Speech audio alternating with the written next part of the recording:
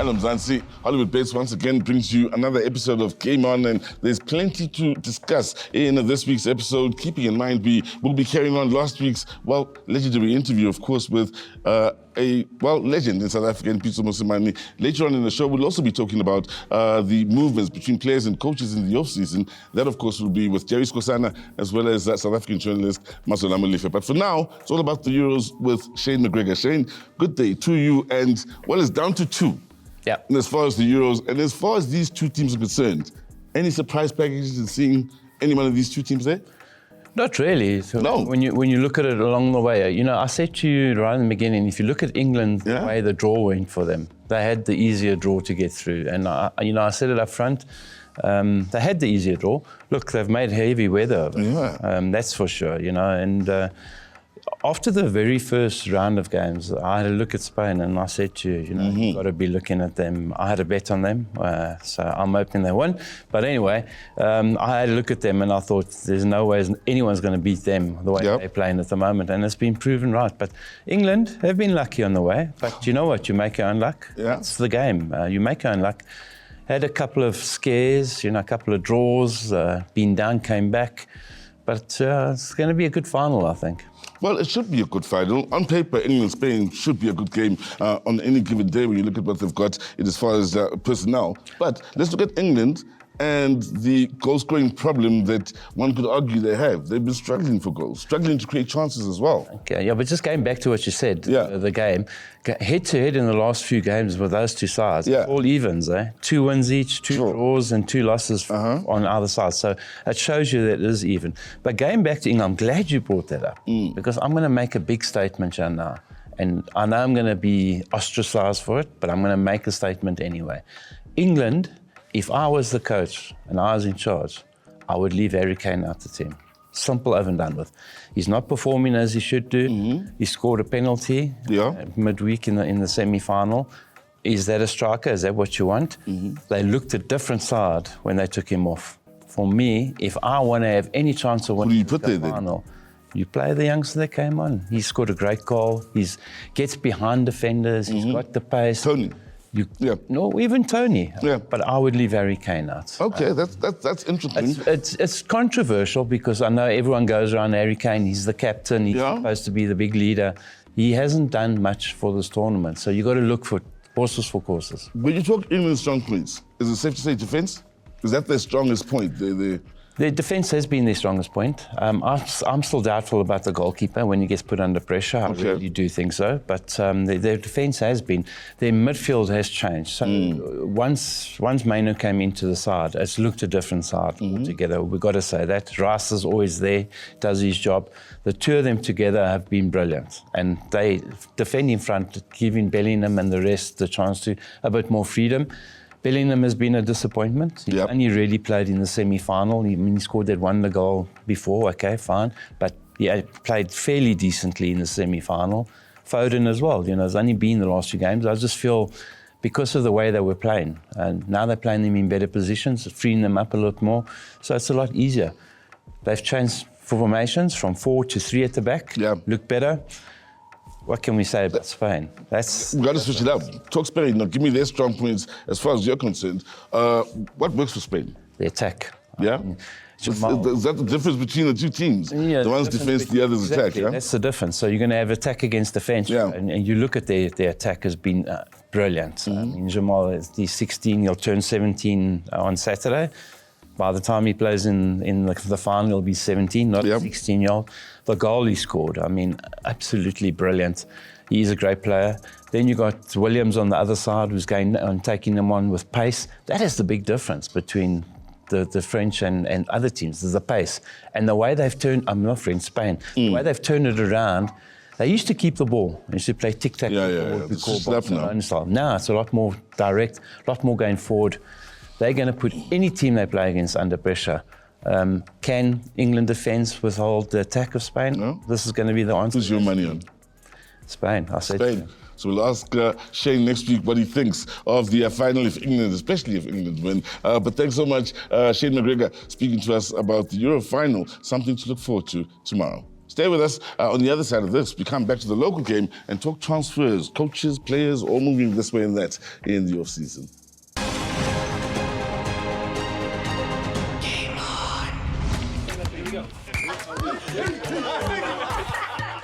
Check these guys.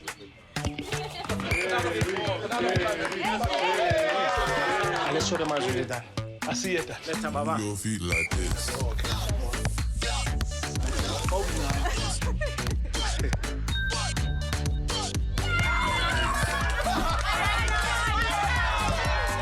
Let's see how you play. Your feet like this.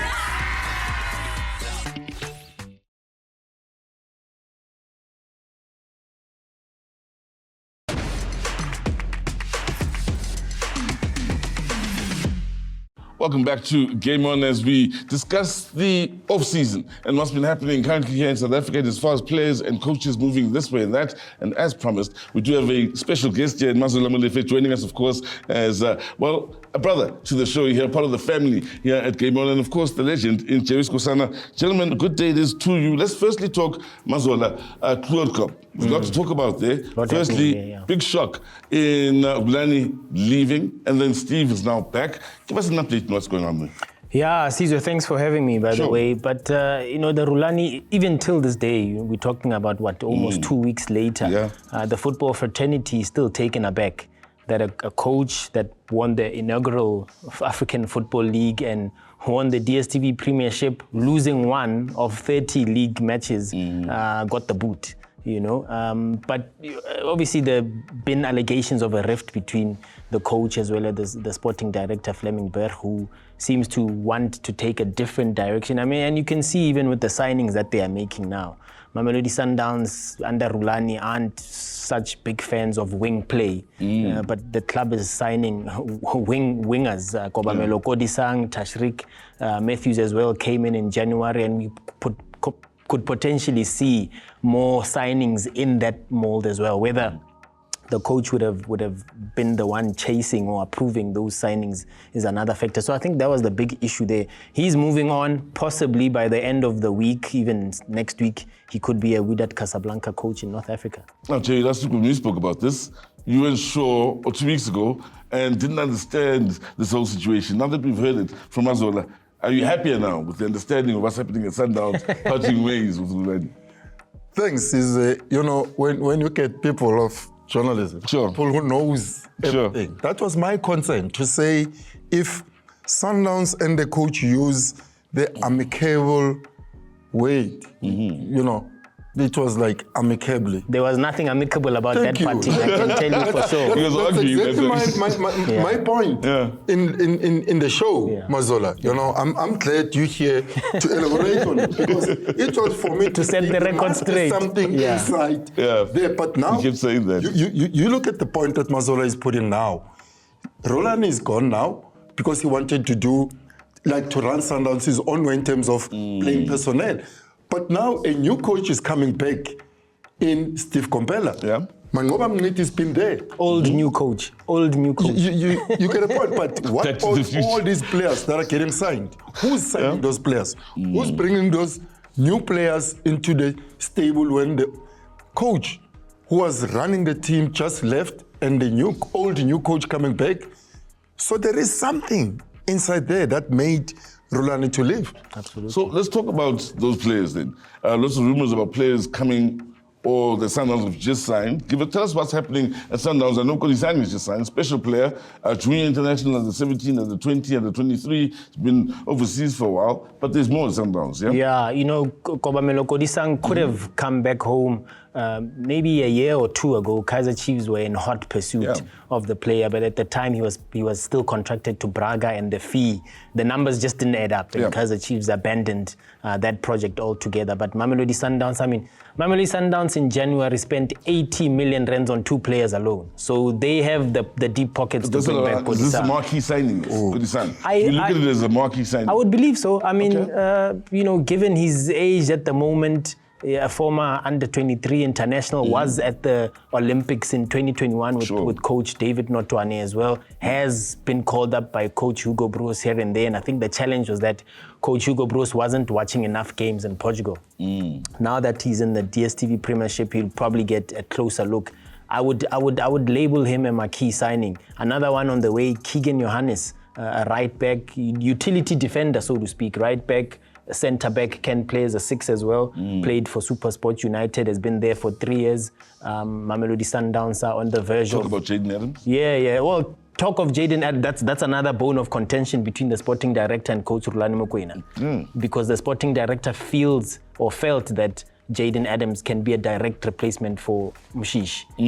But the coach didn't see it that way. So let's see, now that the coach is gone, could Staleys be willing or open to selling Jaden Adams to Mamelodi Sundowns? That's another big story there. No, I have to ask you, January, February, you and I are talking.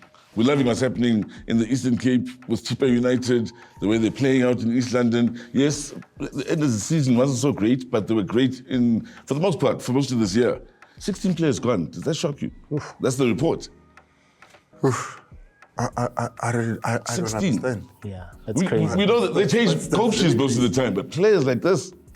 But honestly, for me to talk about that is just so amazing, because if 16 players are gone in the team, where do you make the whole team to come and start the preseason and everything? Where do you get all these players that are gonna do better? Well, they have been confirming a lot of new signings recently. Andile Jali, one of them as well. I did see him. I think he admitted to me as well that he needs to hit the gym pretty soon, so that by the time preseason starts, he's in tip-top shape. Because Andile hasn't kicked the ball in more than 6 months since leaving Swallows. What I want to know from Mazola, because he's the one that has got the insight of the players, Mosele, the loanee from Orlando Pirates. Is he still there or is he gone? He's gone back. Maybe there are conversations to try and get him permanently or another loan. Another left back, Malebo Modise, he was out at the Kosafa for Bafana as well. A cheaper player that belongs to Mamelodi Sundowns, but he's gone back to Mamelodi Sundowns, and there are talks between the two clubs to get him back on a permanent deal as well. Quickly now, Dylan Kerr's back. Quickly, gents, your thoughts on that? From TTM to Marumo Gallants, they got relegated when he was sitting on the stands. He's back again. That's all that I can say. Your thoughts? He's known as a relegation specialist, but I do wonder, Mabena. I do wonder if now they've got loftier ambitions for Dylan to push for the top 8, because they've spent a lot of money to buy that status as well. That's true. So, as you can see, a lot happening in the way of player and coach movements, and by next week, we'll probably have plenty to talk about as well, all the way through to August when the season starts. Stay with Game On. On the other side of this, of course, we carry on with part 2 of the conversation we had with Pitso last week.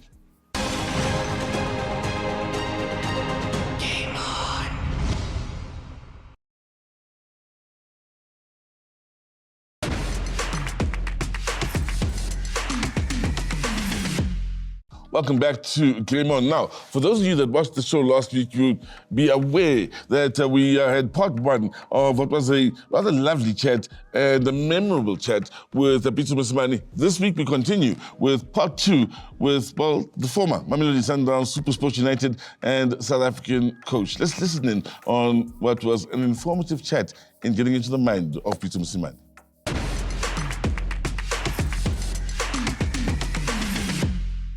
And now, many South Africans have wondered over the years, maybe since your generation, when so many of you were playing abroad, why that's not happening to the current generation. But also, whilst they are moving abroad or trying to move abroad, is the northern option, what's happened with Pesitao, going out to go play in Egypt. Should our players also be thinking North Africa to improve, rather than maybe trying to get just to Europe? In trying to expand and learn about the game of football. There's a good... And why aren't we moving players? There's a good thing and happening here, and also can be our challenge. The good part of the league makes us not to move. And also the clubs here, they don't sell cheap. The clubs, nobody sells to Europe. Who sells to Europe? Nobody. Maybe you can remind me, because I haven't been around for the last 3.5 years, but nobody's selling. You know what I'm trying to say? So some of our players who are playing in our clubs, playing in the Champions League, who are playing for Bafana. I mean, look at how Bafana under Hugo Bruce has changed. They've become so better. That team went to the semi-finals. They played against the biggest, Nigeria's biggest team. Look at the lineup of Nigerian national team players. They play for Milan, Napoli, Villarreal, I just mentioned them. But you can see that we have the same quality, or maybe a little bit less, but then our players should be playing for Red Bull Salzburg, Dortmund, Cologne, Schalke, but we're still not there. Yeah. So that's the challenge we have. Is a little bit of a warm weather here, and outside is cold weather. Yeah. So that's me. I said I don't want to stay longer on the warm weather. Try some of that cold weather. Not try the cold weather. You made a good point about clubs also not selling cheap, which is something I don't think people consider much when they consider South African players moving abroad. But I have to ask you, you mentioned Bafana. Someone wonder, what is Coach Pitso focusing on now in his time down in South Africa? And also, in your future, would you ever get back to the international game as a coach? And would you ever consider Bafana again? I would. I'm at a point in my career where I coach anywhere, as long as it's proper, it's right, the project is good. I don't have emotions of coming back. I'll coach in South Africa, any team, I will coach. Bafana, I can come back later. I think we should also accept and be honest that you should not disturb it now with coach. Yes, of course. He's doing exceptionally well. Yes. We should let them. I mean that question respectfully, where he's concerned. No. We should accept and respect. Yeah. Yes, I would come for Bafana. And currently I'm unemployed. I don't have a team. Yes, I can have a team, to be honest, tomorrow if I want, because there are a lot of proposals. But it must suit me at my career now. I hope you understand. I can't just go anywhere because somebody else says, please come.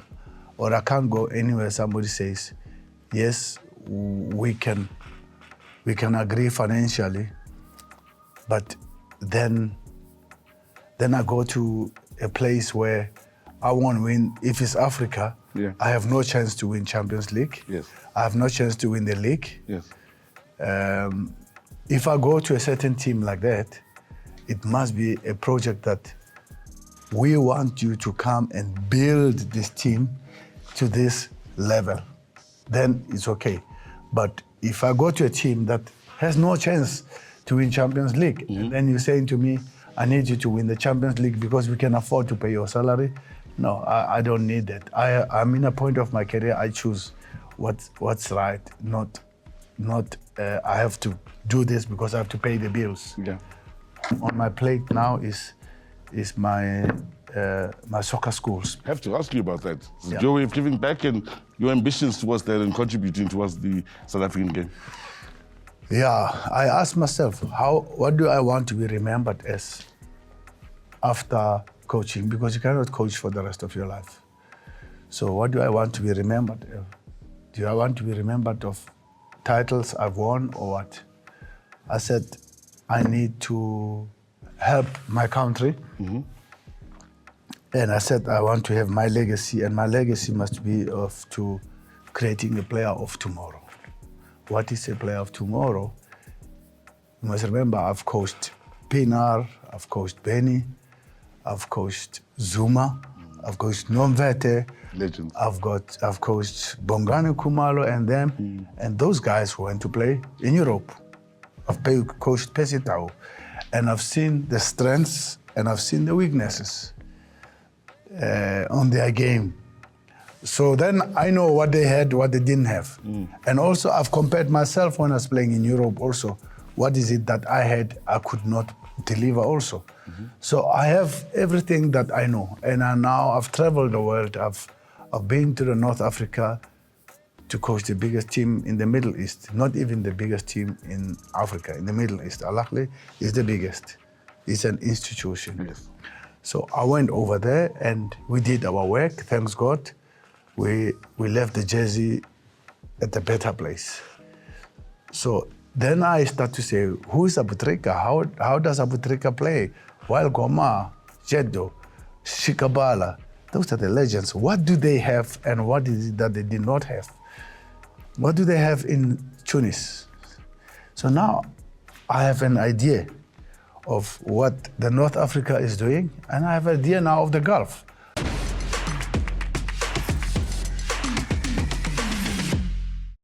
Now, hope you enjoyed that chat with Pitso Mosimane, and thank you so much to the former South African coach for taking the time to join us here on Game On. Now, before we close off with the show, we always tell you about Hollywood Bets giving back to the footballing fraternity. They did so once again with Derek Spencer. So we'll sign off this week's show in finding out about Hollywood Bets and Derek Spencer. We're up to down in KZN. So from myself, Susan Mapena, and the rest of the team that is behind the scenes, it's click, click, bang.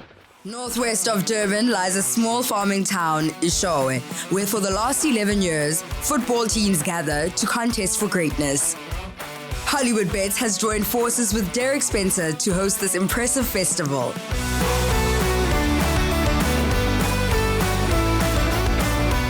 Hollywood Bets is very unapologetic when it comes to youth development football. So that's why we continue making sure that we contribute to all the Kasi football tournaments, and Derek Spencer is no exception.